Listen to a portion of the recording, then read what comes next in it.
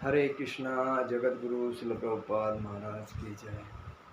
नमो विष्णुपादाय कृष्ण प्रेष्ठाय भूतले श्रीमते भक्ति वेदांत स्वामी निते नामिने। नमस्ते सारस्वती देवे गौरवाणी प्रचारणे निर्विशेष शून्यवादी पाश्चात्य देश तारणे। जय श्री कृष्ण चैतन्य प्रभु नित्यानंद श्री अद्वैत गदाधर शिवासादि गौर भक्तवृंद। हरे कृष्ण कृष्ण कृष्ण हरे हरे, हरे राम राम राम हरे कृष्ण कृष्ण कृष्ण हरे हरे, हरे राम राम हरे हरे। जगत गुरु श्रील प्रभुपाद महाराज की जय। परम पूज्य लोकनाथ स्वामी महाराज की जय। निताई गौर प्रेमानंदे हरि हरि बोल। आज हम लोग भगवान श्री कृष्ण का प्रेम प्राप्त करने के लिए कैसा जाना है उसके ऊपर चर्चा करने को। देखिए उसमें जो भक्त का जो संग है उसमें 9 प्रकार जो है 9 स्तर पे भगवान को प्रेम प्राप्त करने को मिलता है। तो प्रथम क्या है, जो भक्त होता है उसको श्रद्धा होनी चाहिए। उसके बाद उस भक्त को साधु का संग होना चाहिए। उसके बाद उस भक्त को भजन क्रिया में भाग लेना चाहिए। उसके बाद अनर्थ निवृत्ति मतलब सब चीज़ों से अलिप्त होना चाहिए। उसके बाद एक निष्ठा रखना चाहिए कि मैं जो भक्ति कर रहा हूँ योग्य कर रहा हूँ, किसी के ऊपर मतलब मोह लोभ क्रोध अहंकार ईर्ष्या संशय इससे लंबा रहना चाहिए, एकनिष्ठ होना चाहिए। उसके बाद भक्ति में रुचि रखनी चाहिए। रुचि रखने के बाद उसको आसक्ति होनी चाहिए कि मैं भगवान के लिए सब कर रहा हूँ, मेरा तो कुछ नहीं, भगवान का है, मैं खाली निमित्त हूँ, मैं एक दास हूँ। आसक्ति होनी चाहिए। भाव होना चाहिए, मैं क्या हूँ, मेरे अंदर में क्या चल रहा है, मैं भगवान की भक्ति योग्य कर रहा हूँ। मतलब भाव भक्ति पे आने के बाद सब कुछ त्याग करके प्रेम भक्ति में वो व्यक्ति जाता है और तभी उस व्यक्ति को भगवान का प्रेम प्राप्त होता है। देखिए आज जितने भी भक्त जो होते हैं सब लोग भक्ति में आते हैं लेकिन अपने का ही इच्छा आकांक्षा लेके आते हैं। तो उसके बाद उनकी इच्छा तृप्त होने के बाद वो ऑटोमेटिक बाजू में निकल जाते हैं। तो ये भौतिक संसार में इच्छा तृप्त करने के उसके बाद दीक्षा लेने के बाद भी भगवान की भक्ति करते हैं, उनकी भी का ये इच्छा रहती है। उसके बाद दीक्षा लेने के बाद भी कोई भक्ति करते हैं, उसमें भी ब्राह्मण दीक्षा भी होती है, उसके बाद भी उनकी कोई इच्छाएं रहती है। तो ये जो भक्त है प्रेम भक्ति तक पहुँचते नहीं। और इसीलिए अगर जो शुद्ध भक्त होना चाहता है वो सबसे अलिप्त रहता है और भक्तों के संग वगैरह सब कुछ करेगा, लेकिन उसको इंद्रिय तृप्ति के बारे में कोई इच्छा नहीं रहेगी। कोई भौतिक संसार की कोई मतलब बाइक कार बुलेट मतलब प्रॉपर्टी घर ये बाल बच्चे इसके ऊपर कोई उनको आप मतलब इच्छा नहीं रहेगी। ऐसा व्यक्ति भाव में जाके वो भगवान के भक्ति को प्राप्त करता है, उसको शुद्ध भक्ति बोलते हैं।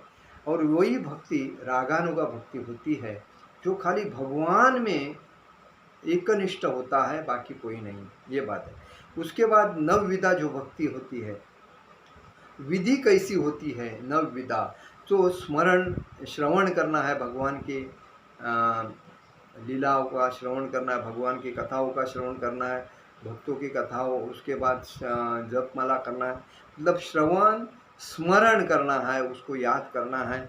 उसके बाद उन कीर्तन करना है, श्रवण स्मरण कीर्तन, कीर्तन में आनंद लेना है। उसके बाद पाद सेवन, भगवान के चरण चलना है, भगवान के धरती पे दास्य का भाव होना चाहिए, मैं दास हूँ।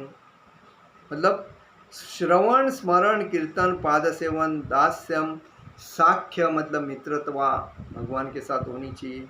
अर्चन मतलब जो हम पूजा वगैरह करते हैं उसके बाद।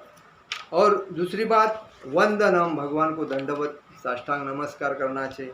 और आत्मनिवेदन, अपना जो पूर्ण आत्मा है भगवान को समर्पित करना चाहिए। ये नवविधा जो भक्ति है वो हमें करना जरूरी है। तो ये करने से ही आदमी को मालूम पड़ता है कि हम भक्ति के कौन से स्तर पे आता है। क्योंकि अभी देखिए राधा और कृष्ण है, राधा कृष्ण की जो भक्ति करते हैं वो उच्च कोटि के भक्तों में उत्तम भक्ति प्राप्त करते हैं। और बहुत से लोग अभी राधा रानी के जो ये गोपियाँ है उसमें भी है, ललिता सखी है, विशाखा सखी है, उसके बाद ललिता के बाद है, ललिता के जो ग्रुप में है वो चित्रा है, चंपकलता है, तुंग विद्या है, ये किसके, ललिता के बीच। और विशाखा के ग्रुप में कौन, इंदुलेखा है, रंगदेवी है, सुदेवी है, ये उनकी सखियाँ हैं जो उनको सपोर्ट करती है। तो कहने का मतलब क्या है, हमें भक्ति में कभी भी ज़्यादा ध्यान देना चाहिए। और दूसरी बात, हमें एक निश्चय से भक्ति करनी चाहिए। क्या निश्चय से अगर भक्ति करते हैं तो हमें उसका फ़ायदा होता है, और निश्चय से भक्ति नहीं करेंगे तो हम थोड़े दिन भक्ति करके बाद में वापस दूसरी जगह पे जाते हैं। मतलब इंद्रिय, मतलब कोई बाबा अच्छा भक्ति का मार्गदर्शन करता है उसके पास लाइन लगाते हैं। मुख्य बात क्या है, हमें भक्ति छोड़ के, अगर हमारा खुद के ऊपर भरोसा है, भगवान के ऊपर भरोसा है, तो हम कोई बाबा के पास, बुआ के पास जाने की ज़रूरत नहीं। पहले हमें भगवान के जो नवविधा जो भक्ति अभी मैंने बताई उस बेसिस पे अपने घर में करना चाहिए। उसके बाद चांटिंग करना चाहिए। हरे कृष्ण महामंत्र का जो जप है वो हम दिन रात अगर करते हैं तो उसमें हमें अच्छा सा, हमारा जो मन है वो चंचल नहीं होता है, आत्मा शुद्ध होता है और उनको ज्ञान देता है। तो ये बात है। तो हम क्या करते हैं, अरे इसमें भक्ति में टाइम नहीं मिलता है, चलो उधर, कोई भी रेडीमेड आपको कुछ देगा नहीं। पहली बात है, जो आप इस मनुष्य जीवन में आए हो तो आपको आपके कर्म के अनुसार सब कुछ भोगना पड़ता ही है। तो कर्म किसी को छोड़ता नहीं है। तुमने जितना जी अच्छा किया है वो आपको अच्छा कर्म अभी मनुष्य जीवन में मिलेगा, और जितना भी आपने पाप किया है उसका प्रायश्चित्त आपको ये मनुष्य जीवन में तकलीफ के माध्यम से, क्लेश के माध्यम से, दुख के माध्यम से भोगना ही पड़ेगा। वो कोई नहीं छोड़ता है, नियति किसको छोड़ती नहीं है। और इसीलिए हम अपने स्वार्थ के वजह से इधर जाओ उधर जाओ करते हैं, लेकिन वो अपना टाइम वेस्टेज है। तो कहने का मतलब ये। और दूसरी बात, भक्तों में 16 गुण होने चाहिए। वो कौन से है, ज्ञान होना चाहिए, विवेक होना चाहिए, सत्य होना चाहिए, संतोष होना चाहिए, प्रेम भाव होना चाहिए, धीरज होना चाहिए, निर्दोष होना चाहिए, धोखा रहित होना चाहिए, दया उसके अंदर होनी चाहिए, क्षमा होनी चाहिए, शील होना चाहिए, निष्कर्मा होना चाहिए, त्याग करने वाला होना चाहिए, वैराग्य करने वाला, शांति, निधर्म मतलब शांत होना चाहिए, भक्ति करके निज जीव मित्र बनना चाहिए, सबका मतलब सबको मित्रता करना चाहिए। ये 16 गुण भक्तों के अंदर होना चाहिए। भक्ति के 3 प्रकार है, वैदिक भक्ति, भाव भक्ति और प्रेम भक्ति। वैदिक भक्ति में साधना भक्ति और रागानुगा भी भक्ति आती है, लेकिन हमें भक्ति करने के टाइम पे एक निष्ठता से भक्ति करनी चाहिए। और दूसरी बात, हम भक्ति करते हैं तो भगवान से क्या मांगते हैं, कुछ फायदे की मांगते हैं।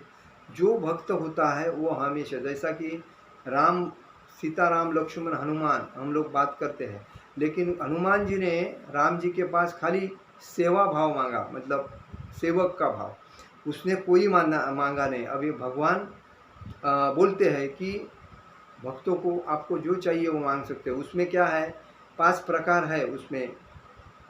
सायुज्य भक्ति, जो भगवान से तदाकार होना चाहता है। सालोक्य भक्ति, जो भगवान के साथ उसी लोक में रहना चाहता है। सारूप्य भक्ति, जो भगवान के समान स्वरूप प्राप्त करना चाहता है। जो साष्टी भक्ति, जो भगवान की तरह उन्हीं ऐश्वर्यों का भोग करना चाहता है। और सामीप्य भक्ति, जो भगवान के संगी रूप में रहना चाहता है।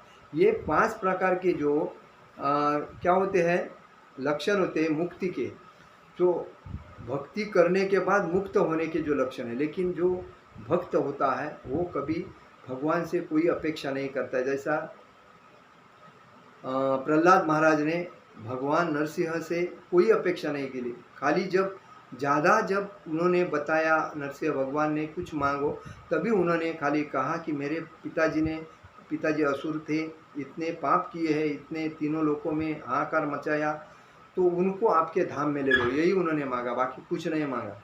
तो कहने का मतलब है क्लेशाग्नि शुभधा मोक्ष लघुता कृत सुदुर्लभाम साद्रानंदा विशेषात्मा श्री कृष्णाकर्षिणी च सा। मतलब ये इसमें ये जो भक्ति है वो सब उसके अंदर आती है। तो कहने का मतलब है साधना भक्ति में वैदिक भक्ति और क्लेशाग्नि भक्ति आती है, रागानुगा भक्ति आती है और शुद्धा भी भक्ति आती है। उस किसमें? साधना भक्ति में। भाव भक्ति मतलब ये भक्ति के जो 3 प्रकार है। भाव भक्ति में क्लेशाग्नि भक्ति आती है, शुद्धता आती है, मोक्षलघुता आती है, सुदुर्लभा भी आती है। और प्रेम भक्ति में जो प्रेम का जो भक्ति होता है उसमें सब कुछ आता है। क्लेशाग्नि, सुभदा, मोक्षलघुता, सुदुर्लभा, सांद्रानंद, विशेषात्मा, श्री कृष्णाकर्षण। इसीलिए ये श्लोक है, इस श्लोक में सभी भक्ति है। क्लेशाग्नि शुभधा मोक्षलघुता कृत सुदुर्लभा सांद्रानंद विशेषात्मा श्री कृष्ण कर्षिणी च साम। ये जो श्लोक है इसमें सब भक्ति के गुण दिए हैं, और ये जब भक्त एकनिष्ठ होता है तभी उसको ये फायदा मिलता है। तो हमें उत्तम भक्ति के साथ चलना चाहिए, क्योंकि उत्तम भक्ति हमें सब कुछ प्राप्त करती है। और आदमी के अंदर जो क्लेश होता है तो उसका कारण क्या होता है? उसका कारण होता है पाप, वासना, अज्ञानपन, ये क्लेश का कारण है। और जिसके जिसके घर में क्लेश होता है उसका कारण उन्हें समझना चाहिए कि घर में एक तो पाप चल रहा है, अपराध हो रहे हैं, वासना से भ्रमिष्ट है, और अविद्या मतलब अज्ञान से पूर्णता ग्रहिस्थ है। इसीलिए घर में भगवत गीता लेके उसको पढ़ना चाहिए, भागवतम का सट लेके उसको पढ़ना चाहिए। भागवतम में दुख कैसा निवारना चाहिए, सुख कैसा प्राप्त करना चाहिए, भगवान की भक्ति कैसी करनी चाहिए, सब कुछ दिया है। हम लोग क्या करते हैं, पढ़ने के लिए टाइम नहीं, किसी बाबा के पास जाओ, किसी ज्योतिष के पास जाओ, कोई ऐसा कोई दर्शन देने से प्राप्त होता है, ऐसा आजू बाजू से अज्ञान लोग भड़काते हैं और हम लोग अपना टाइम वेस्टेज करके उनके पीछे लगते हैं। ये तो एकदम महामूर्खता है। हमें ज्ञानी बनना है तो हमें प्रथमता ग्रंथ पढ़ना है, जो भगवान ने ग्रंथ में बताया है तो 101% सही है, और उसी के माध्यम से जो चले हैं वो आज भगवान के धाम में पहुँचे हैं और भगवान अपने नृत्य लीला में आराम से समाविष्ट हो गए हैं। तो कहने का मतलब है जिधर जिस घर में क्लेश होता है उस घर ने याद रखना चाहिए, एक तो उनके हाथों से बहुत पाप हो रहा है, उनके हाथों से मतलब उनका अविद्या मतलब अज्ञानपन ज़्यादा है, और वो वासना से ग्रहित है, और इसीलिए वो लोग क्लेश हो रहा है। तो इससे अगर मुक्त होना है तो हमें एक ही मार्ग है, भगवान का नामस्मरण, भगवान के ग्रंथ, भगवान का रूप लीला का आस्वादन करना है, और हमें अपना जीवन को सुखी करना है। हरे कृष्णा कृष्ण कृष्ण हरे हरे, हरे राम राम राम हरे हरे। जगत गुरु श्रील प्रभुपाद महाराज की जय, परम पूज्य लोकनाथ स्वामी महाराज की जय। निताय गौर प्रेमानंदे, हरि हरि बोल।